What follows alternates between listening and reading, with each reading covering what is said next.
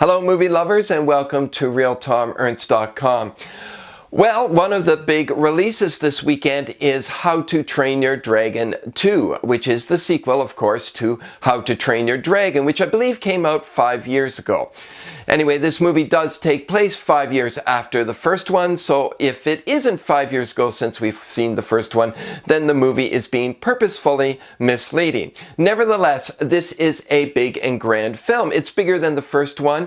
It has more characters than the first one. It has a great villain. There are 2 new dragons in this film, one that breathes ice instead of fire, leaving around these beautiful topaz stalagmites all over the place.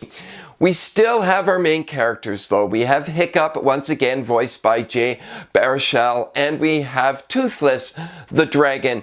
But in this case, where the first one the dragons were kind of fearful and we didn't know what to expect of them, here they are very tame, and it loses some of the magic and charm and even intimacy that the first film had.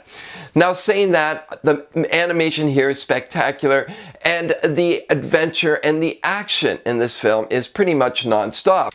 Plus, there are a few surprises, and these aren't giveaways because they are actually in the previews. And one is that Hiccup discovers his mother, who is also a dragon rider, and she is looking after dragons just like Hiccup is. Now, How to Train Your Dragon 3 is already in the works. Let's hope that the directors and writers are able to merge the first one, the charm of the first film, with the action and spectacle of the second film.